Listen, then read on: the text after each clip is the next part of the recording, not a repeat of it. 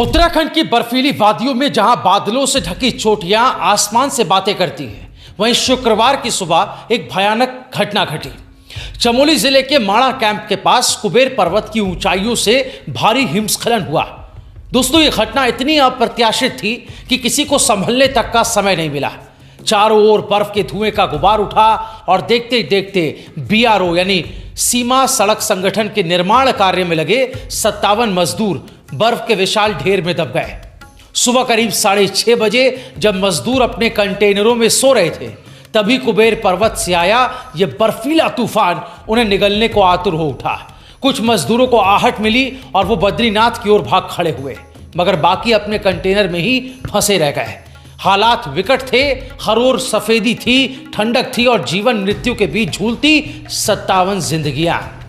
दोस्तों, घटना की सूचना मिलते ही भारतीय सेना, आईटीबीपी और बीआरओ की टीमें राहत और बचाव के कार्य में लगी हुई। ऐसे कठिन हालात में सेना की आइबेक्स ब्रिगेड देवदूत बनकर सामने आई है। ये ब्रिगेड पर्वतीय युद्ध और बचाव अभियानों में माहिर होती है। इनके जवानों को भारी बर्फबारी और कठिनाइयों में भी काम करने का विशेष प्रशिक्षण दिया जाता है। इस ब्रिगेड के बारे में मैं डिटेल में आगे आपको एक एक बात बताऊंगा, लेकिन उससे पहले यह बता देता हूं कि रेस्क्यू ऑपरेशन शुरू हुआ, लेकिन प्रकृति चुनौती पर चुनौती दे रही है। लगातार हो रही बर्फबारी से बचाव कार्य बाधित हो रहा है। मौसम इतना ज़्यादा खराब है कि हेलीकॉप्टर की मदद भी नहीं ली जा सकती, लेकिन हमारे जवान डटे हैं। एक एक करके 15 मजदूरों को सुरक्षित बाहर निकाल लिया गया, मगर सभी नहीं निकल पाए। 42 मजदूरों का अभी कोई अता पता नहीं है। इस घटना की गंभीरता को देखते हुए केंद्र सरकार भी तुरंत हरकत में आई। गृह मंत्री अमित शाह, रक्षा मंत्री राजनाथ सिंह ने सीएम धामी से फोन पर बात की, हालचाल जाना, जायजा लिया और हर संभव मदद का आश्वासन दिया। उधर सीएम धामी ने आपदा परिचालन केंद्र पहुंचकर अधिकारियों के साथ बैठक की और राहत कार्यों को और तेज करने के निर्देश दिए। इस बीच शासन ने हेल्पलाइन नंबर जारी कर दिए ताकि प्रभावित परिवार अपने प्रियजनों के बारे में जानकारी प्राप्त कर सके। दोस्तों, माणा गांव, जिसे भारत का प्रथम गांव कहा जाता है, पिछले कुछ सालों से हाईवे चौड़ीकरण और सुधार कार्य का केंद्र बना हुआ है। मजदूर दिन भर कठिन परिश्रम करते हैं, रात को कंटेनरों में सो जाते हैं, लेकिन किसी ने नहीं सोचा था कि एक दिन ये कंटेनर ही उनकी कब्रगाह बनने के लिए तैयार होगा। रेस्क्यू कार्य अब भी जारी है, लेकिन भारी बर्फबारी के चलते इसे कुछ समय के लिए रोकना पड़ा। जब बर्फबारी थमेगी, फिर से जवान पूरी ताकत से लोगों को बचाने में जुट जाएंगे। ये सिर्फ एक हादसा नहीं, बल्कि प्रकृति के साथ चल रही इंसानी जंग का एक और अध्याय है। माणा की वादियों में अभी भी सिसकियां गूंज रही हैं, उम्मीदें बरकरार हैं और सेना के जवान पूरी हिम्मत के साथ इन 42 जिंदगियों को वापस लाने के लिए एड़ी चोटी का जोर लगा रहे हैं। तो चलिए अब जानते हैं कि क्या है सेना की आइबेक्स ब्रिगेड, जो मजदूरों की जान बचाने के लिए अपनी जान को हथेली पर रख रेस्क्यू कर रहे हैं। आइबेक्स ब्रिगेड, जिसे बर्फीली जंग का योद्धा कहें तो गलत नहीं होगा। आइबेक्स ब्रिगेड भारतीय सेना की एक विशेष पर्वतीय ब्रिगेड है जो दुर्गम हिमालयी क्षेत्रों में कार्य करने के लिए ट्रेंड होती है। इसका मुख्य कार्य ऊंचाई वाले इलाकों में गश्त करना, दुश्मन की गतिविधियों पर नजर रखना और बर्फीले क्षेत्रों में युद्ध अभियानों को अंजाम देना।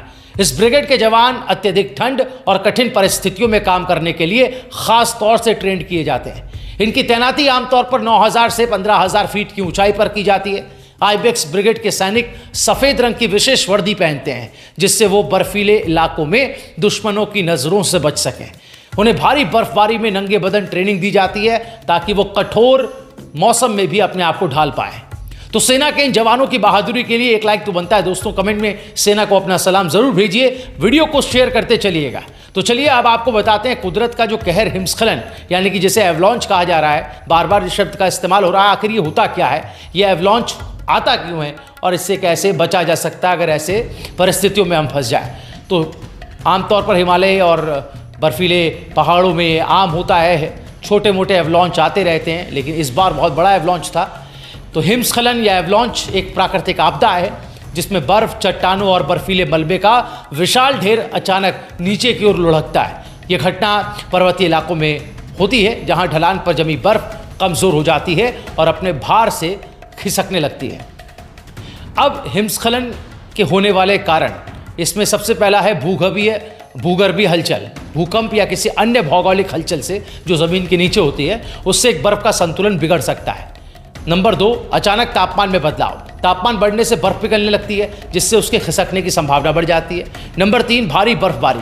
अत्यधिक बर्फबारी से पुराने और नए बर्फीले परतों में अस्थिरता आ जाती है। नंबर 4, मानव गतिविधियां।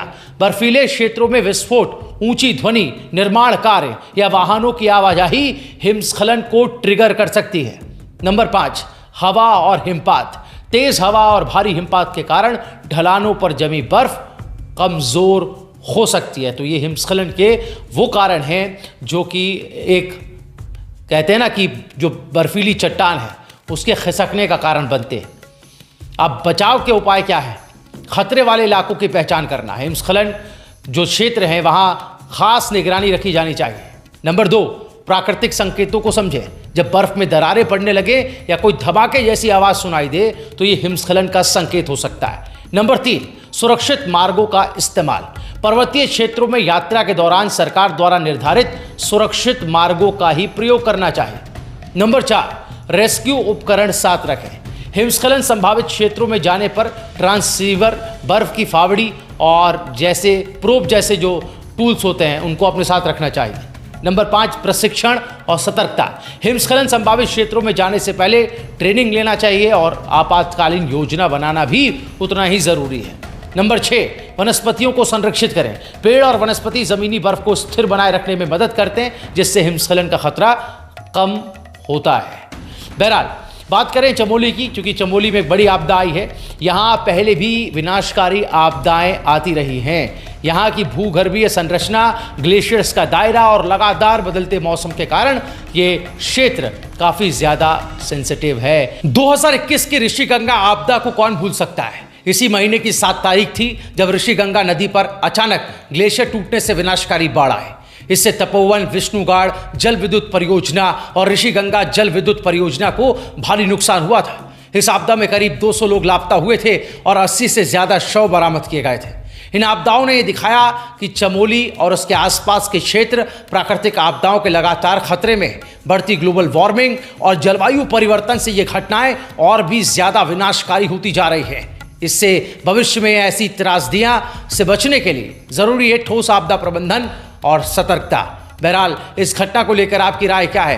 कमेंट करके ज़रूर बताएं। इस वीडियो को ज़्यादा से ज़्यादा शेयर करें और हमारे इंडियन आर्मी के जो जवान हैं, भारतीय सेना, हमारे जो सैनिक हैं, उनको सैल्यूट ज़रूर कीजिए, उनको सलाम ज़रूर कीजिए और ये दुआ कीजिए कि जो मज़दूर फंसे हुए हैं वो सकुशल सारे मज़दूर को बचा लिया जाए और कोई भी जनहानि इसमें ना हो।